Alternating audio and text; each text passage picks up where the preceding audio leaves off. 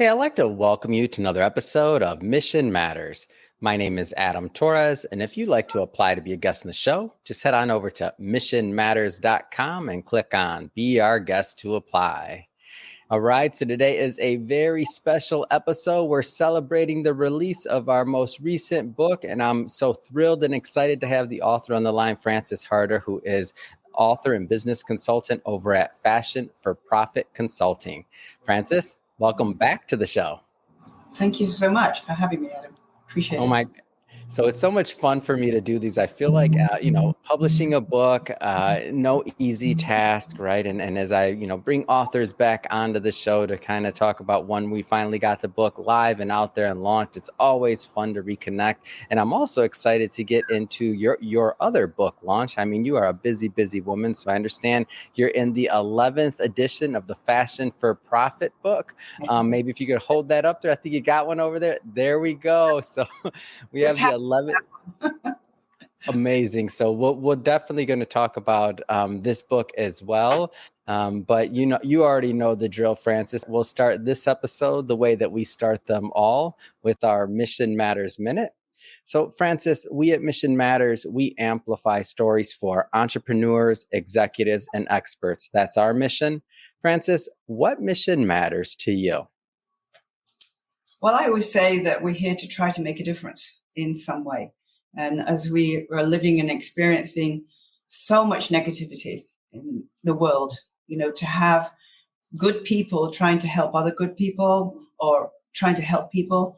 And as an educator, I think that's what an educator or what I've always tried to do is also to educate people and help them to succeed and make a difference, hopefully. Yeah.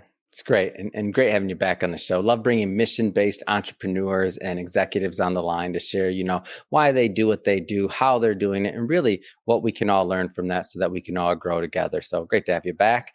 And I guess just to get us kicked off here, before we get into the book and before we get into some of the other content, I don't want to assume that all of our new listeners and audience maybe caught some of our previous work together. So maybe let's start with, just really how you got started in fashion. Well, here we are in LA, but I was originally from Manchester in England, which used to be the textile center of the world. Cotton would go in there. Why was it Manchester? It was because it was damp, and the cotton needed to be spun and woven in that type of damp atmosphere. So my father was a textile chemist, and my mother was a fashion designer from Nottingham who worked for her brother, my uncle, and he had a factory in Nottingham. And her sister had a couture business in Nottingham.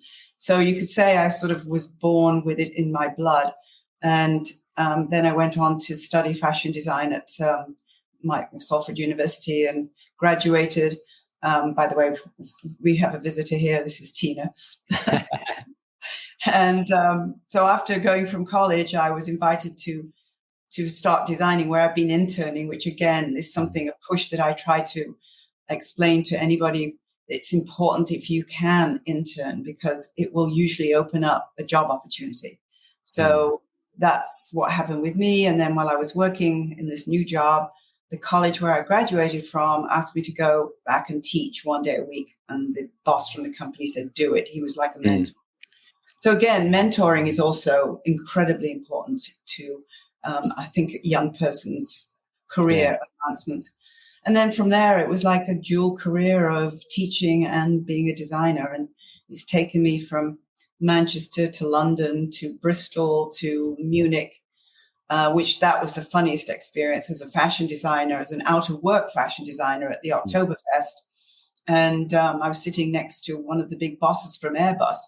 And as everybody was drinking and doing this guy turned to me, he said, "What do you do for a living?" And I said, I'm a designer. He said, "We need designers." He said, "Can you start on Monday?" He didn't really ask kind of a designer. He assumed I was an aircraft designer. So I ended up as a technical drawer for the engineers, which was, they were doing it on big, before the computers were coming out. So they would do it on a drawing board and they would do it in pencil and I would have to take a repeatograph and make them into ink. So that was a 4-year experience as working on Airbus. But I always say, what's the difference between a sleeve and a wing? doing a similar thing. So it was actually it was a good job, and then I took off with my husband now, and we traveled around the world for a year, got married in Sri Lanka, and ended up in America, in New York. He had a green card. He's German. We drove through America and got to, it was funny because, I enjoyed it. But once we got to California, I don't know what your experience was. It was like, okay, I'm here. I'm not going anywhere. And so we've lived here for quite some time, and we love where we live. And I've had amazing career opportunities being here in LA. And that, again, my first designing job was through somebody I knew who said they need designers. And that opened up another door. And while I was working there, his girlfriend had just graduated from FIDM, and she said, hey, they need teachers. So that's where I began teaching at FIDM and also working as a designer. It's amazing to hear you tell this story, and as I'm thinking about your story and how, all of our stories kind of intertwine. Like you said, you're at Oktoberfest, and that led to a 4-year design job, right? At Airbus. And when I think about what you wrote about in your contribution to the book, so networking is your runway to a successful career. It makes sense. I mean, you could have written about a lot of different things, but like you lived it, right? Like networking is what kind of got you ahead, right? Oh, absolutely. Definitely. And from teaching, I'll have to edit a little bit, but after being at FIDM, I was offered another position that lasted 2 years as a head of a department for a new college. And then I left because I got an opportunity to work at Otis as a associate professor there, which I really enjoyed that, and being there teaching at that college, university. Other job opportunities opened up for me, and I was recommended that was where I got that recommendation to design for the Sultan of Brunei and go out there. And that was, it's another book on its own, just that whole experience. And then being recommended for designing for Priscilla Presley, did 2 lines for her for home shopping. That was fabulous. She was really good to work with. We enjoyed doing that design work. So I had some really good, and then a Japanese company approached me and asked if I would design under my name for them in Tokyo. They had a store here, and so I was designing here and then working with them in Japan. So that was, internationally, my whole career has been quite amazing to be able to have these opportunities of traveling. And while I was at Otis, I realized that there wasn't enough business being taught. So I started writing a course for them on business development. And I started teaching that at night. And so that led me on to write the book. And that also met somebody who wanted to open an incubator. And then we started this incubator, Fashion Business Incubator, in 1999 at the Newmark, which is just down the road from you. And we were in there and got a grant from the Department of Water and Power to build out a 5,000 square foot facility. We had training and computer labs and state of the art. It was an amazing journey. And from that opened up other amazing opportunities, giving talks at different trade shows and speaking internationally in Australia, Hong Kong, China, Germany, France, Canada, Guatemala, Peru. I'm trying to think of all these other places. And I've been very fortunate to have had all these opportunities. And so, Frances, there'll be some individuals that'll watch this that maybe want to pursue a career in fashion, or maybe they're even, earlier on, and they may even still be, going through their education piece of it, of design or otherwise. And they're looking to get in the fashion business. Maybe they don't quite know how. Like, what kind of things would you recommend they do, maybe to get started and to get their feet wet? Well, I would say, start reading trade papers. So you understand what's going on within the industry, because it's changed so much from when I was at college, and we're looking at from when I worked. The whole industry has absolutely evolved into a different way. In a way, it's evolved that it's actually good for startup companies, because new companies can be nimble and they can adjust to what the changes are. Their stores are now buying more often, smaller quantities. So for the big guys who are expecting to get, the 20,000 unit orders, things have changed radically. So it has, I would say, for anybody entering the industry, it's still exciting, but find out the difference. I have to say that a lot of colleges are still teaching the same way. This is one thing. I have a pet peeve about tenured teachers. I hope there's nobody going to get upset about this, but I think tenure is not good for education because it changes. Industries all change. And you need to have professors teaching you what's happening now, not what happened 20 years ago. And they have no incentive to change it. So curriculum changes should be really adopted every year to change. And would you say that there's, more opportunity, less, kind of the same? I know, like you mentioned, maybe, and you didn't use this word, but it's a little bit more fragmented. So maybe the orders won't be as big, but there's a lot of other smaller designers out there. At least I'm seeing on social media. I mean, do you think that there's more opportunity, less, about the same? Like, I'm interested from your vantage point, like how you see just the landscape overall. I actually think that startups have an advantage at the moment because they can be more nimble. And so, they haven't got a big budget anyway. So they're planning on the business plan to produce smaller quantities. And as the stores, and also maybe you don't want to sell directly to the stores. You can open your online direct to the consumer if you've got the social media to push it, which of course is really key these days. But pop-up stores is another thing, so that people can reach a target, that you can produce smaller quantities and grow grassroots, sort of grow up and expand your company.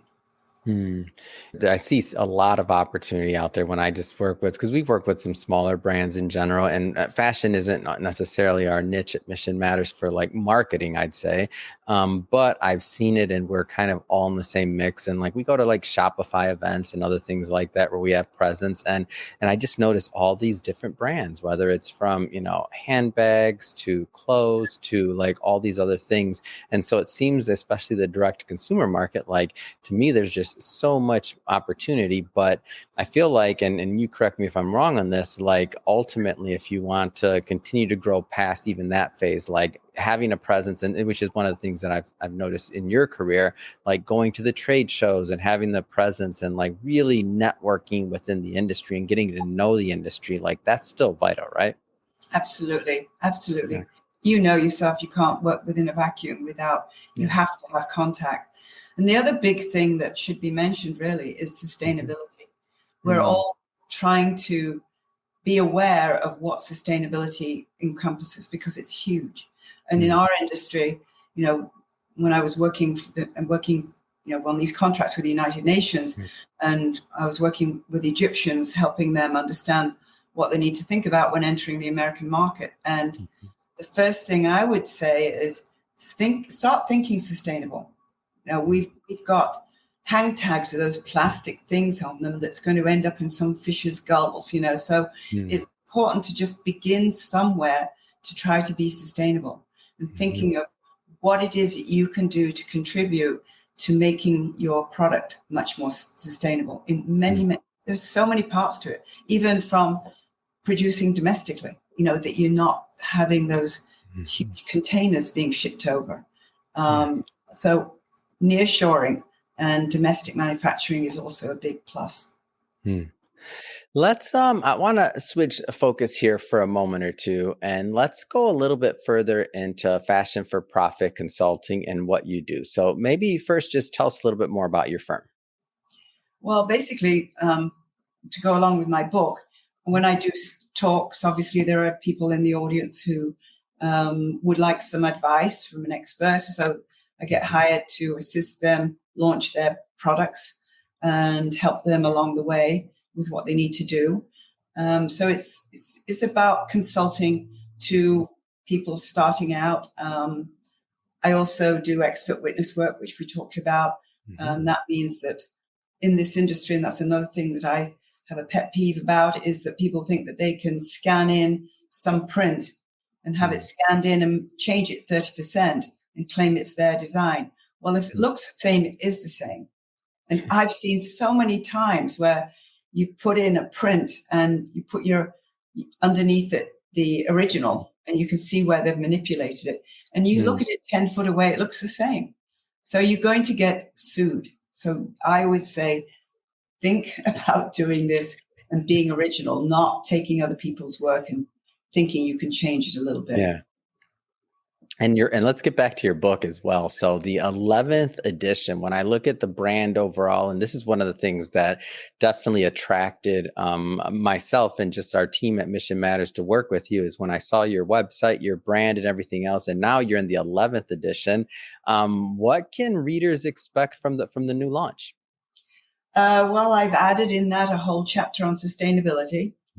And then I've been very fortunate to have the book, different chapters, have them evaluated by experts within the industry. So if it's about financing, I have a financial guru who's read the chapters, given their perspective and made changes.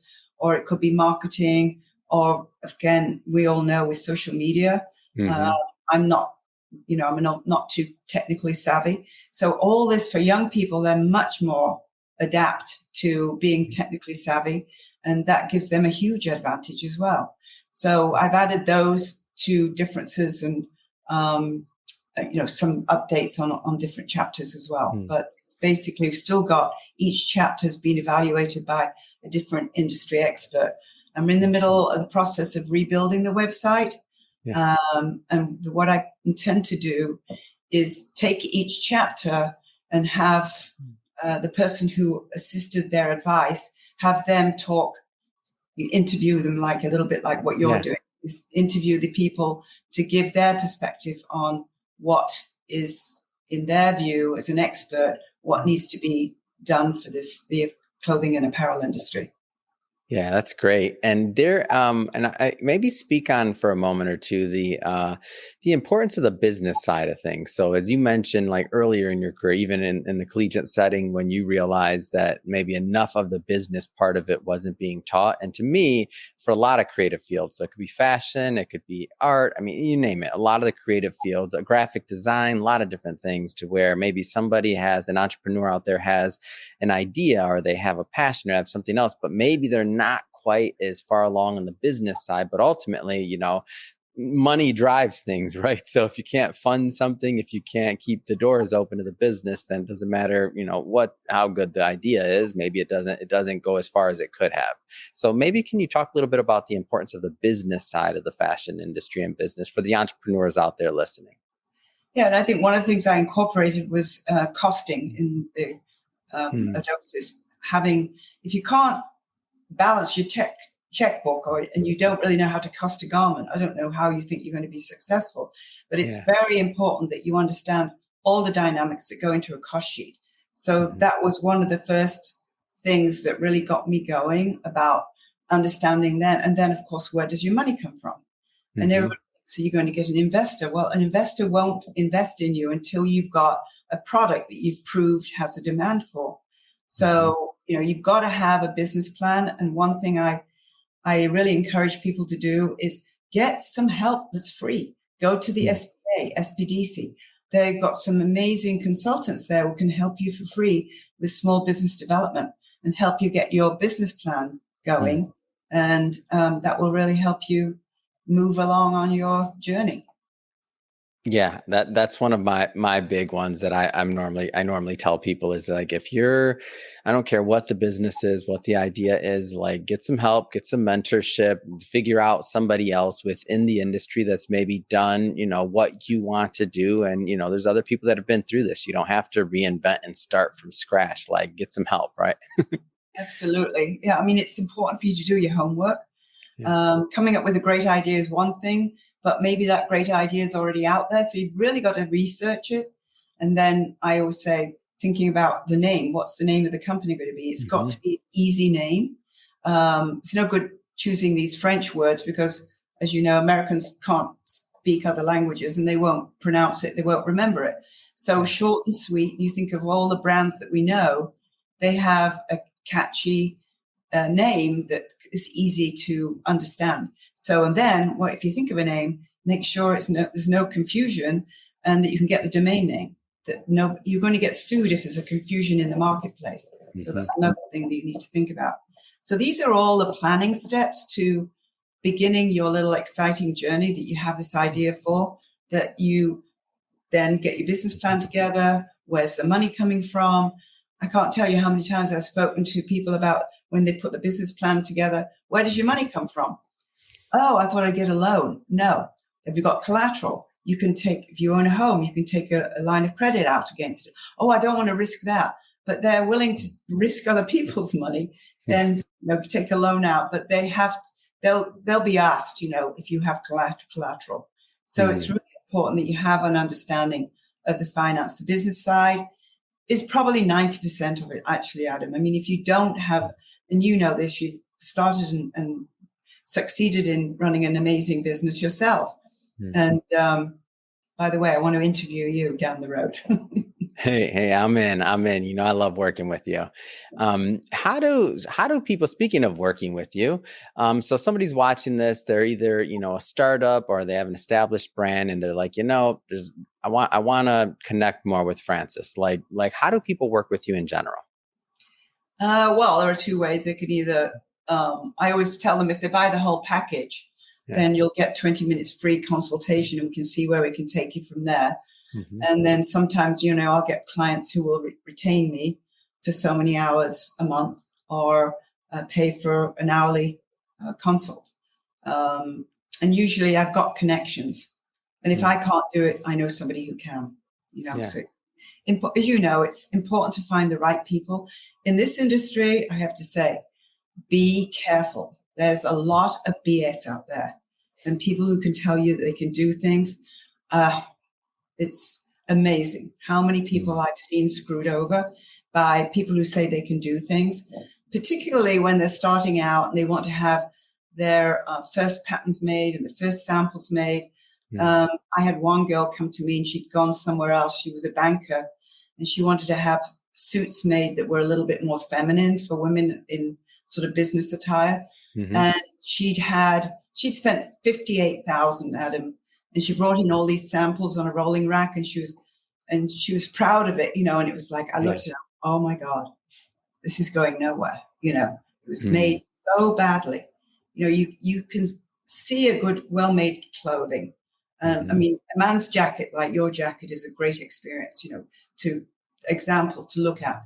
These sleeves have got the right head in it so that it's not sticking out like this, like a shirt, and you've got your matched, if you're striped, you're matching your stripes and your plaids. Another thing drives me mad is how many people have got plaid shirts on and they're not matching on the side seam. That's just me, but these things are really important when you're starting out. So this poor girl, I remember I was looking at it and I had somebody working with me, and Andrew, he was a very experienced designer, and I said, you got to come in and help me with this. And we looked at it and kind of carefully told her that this needed to be rethought, So it was an education for her too, because she took on something. She had the idea, but she didn't have the education as to what makes a well-made garment. Yeah. And that's one of the benefits of experience, education, having done it a long time and seeing like the stories that you have through your career. This is just one of them or a couple of them. But really, whenever I work with a consultant on anything like that, to me, that's a big portion of the value right there. Is if a consultant can keep me from making a costly mistake, I mean, that's worth that's worth all of the money I'm sure I paid them. Yeah, if you've got to remake things. And another thing is like swimsuits and ladies' underwear. They don't shape it around the cup of the butt. Things like that. And so it's another example of badly made clothing. So you've got to make sure, do your homework, get references. It's the same thing when you find a sales rep. Finding a sales rep, it's like finding a husband. You've got to find somebody who understands your product, who has the connections to the right stores. And if you find the right people, they can make you. And if you find the wrong ones, they'll break you because they're going to be charging you a percentage plus showroom participation fee. Well, your showroom participation fee can be $1,000 a month. You've got to make a lot of sales to be able to pay all that, plus 8% or 10% for the sales rep, or 12%, depending on what kind of product it is. So it's really, again, sometimes you meet people and you get carried away, but I always say stop, think about it, think 24 hours and do a little research and find out whether or not they are the right fit for you. Fantastic. Well, Frances, first off, it has been great having you back on the show. And I know you got a lot going on. I just have to ask, I mean, what's next? What's next for you, your business, your 11th edition of the new book? What's next? Well, I have to update the teacher's guide with the book because it's used as a textbook. So I've got to, that's my next big push, is to add those 2 chapter renews. And then I'm working on going to Magic in August again. And that's always an amazing place for networking and meeting interesting people.